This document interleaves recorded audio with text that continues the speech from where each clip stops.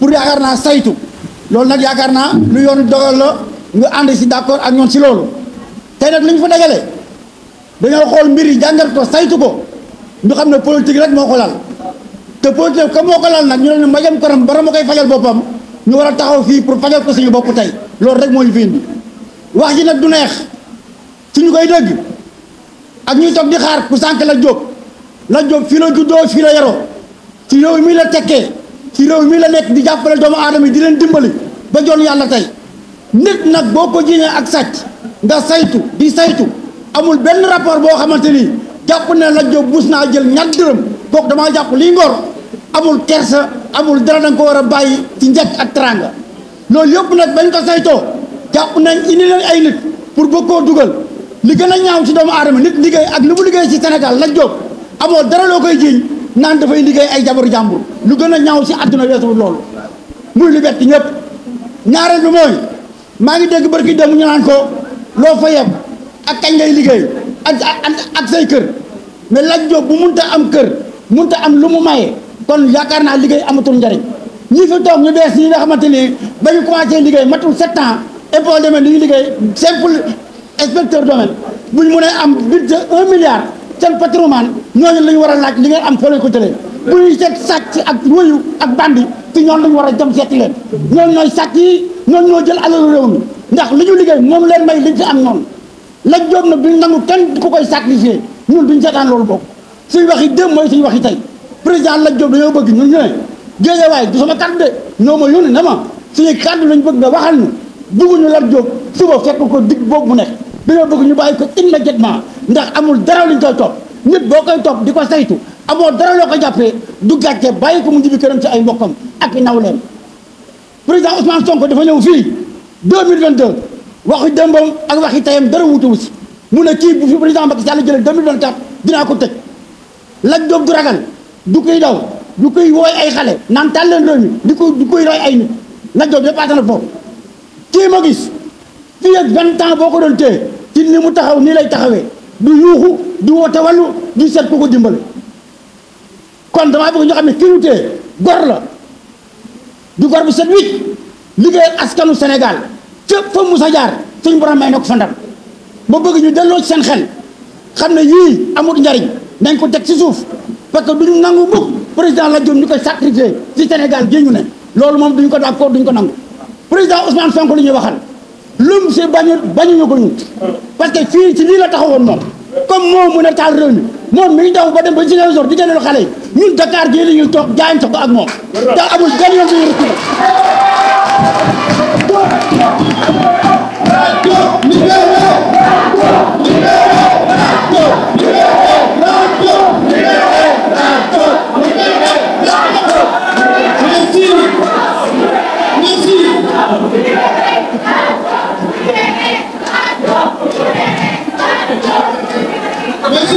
dama ne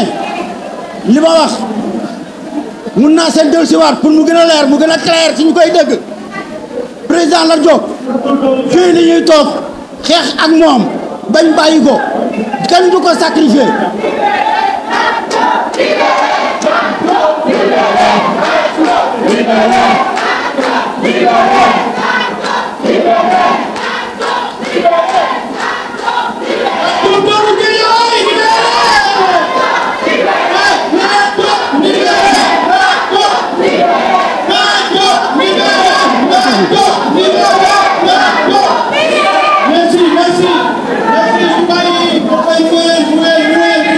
waaw beneen bi ma siy teg mooy pour gàttal pour tëj mooy réew mi am na ay naafeq réew mi am na ay tappalekat société civile laay waxal dama jàpp ne ñoon bu dee dëgg moo leen ñor li fa Moussa jaar gën leen dama ne société civile laay waxal ñu bàyyi xel si li ma leen wax bu dee dañoo tàppet Ousmane Sonko mbala ñu ragal ko nañ dem bàyyi démissionné seen fonction yi ñu nekk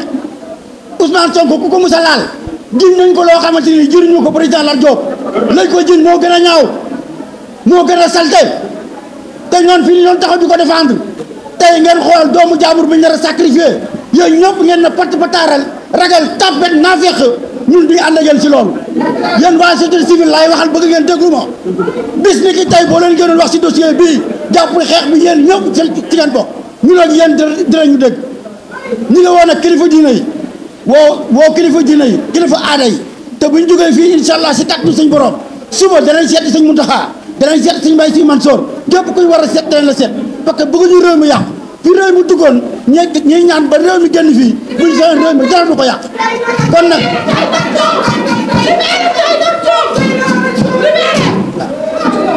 nit nag kilifa buñ la joxee réew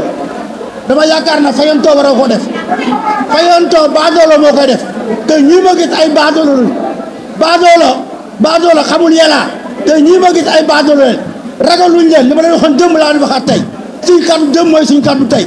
amul luñ ciy ragal amul luñ ciy ciit duñ ci puus yotaa lum leen jaral ñu ko jaral ñun Lat Diop suñu Lat Diop la te mayuñu kenn di ko sacrifié kàddu gi foofu laa koy jaaralee amul leen ma si yokk la place des hommes dignes qui disait qu'en Afrique la place des hommes dignes c'est la prison ou la mort. Il me semblerait que en ce moment nous sommes sur cette même situation. Mesdames et messieurs de la presse, chers compatriotes, nous sommes ici aujourd'hui pour alerter l'opinion nationale et internationale sur une situation préoccupante et profondément injuste que subit M. Lat Diop, ancien ministre des Sports, est actuellement en détention arbitraire. Depuis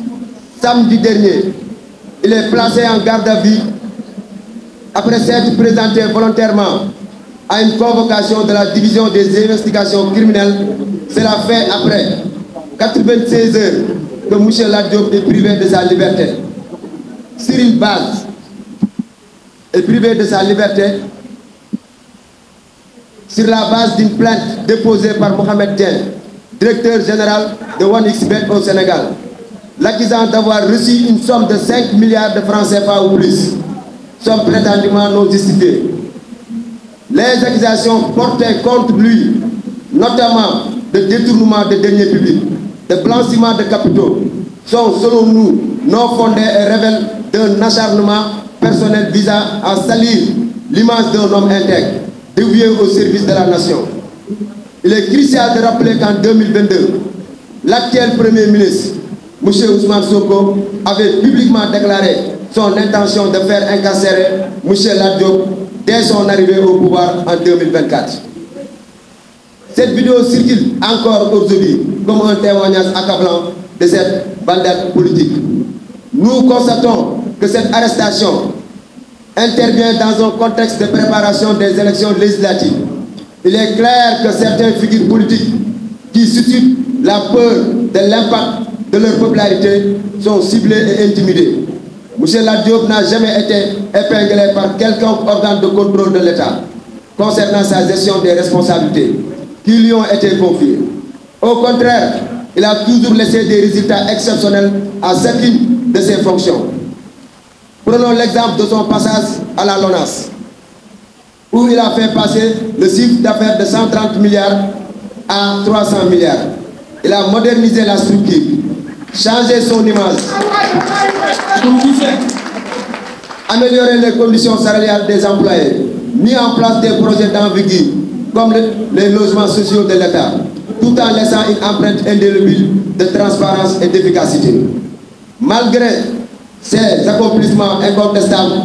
on tente aujourd'hui de faire de lui un otage politique,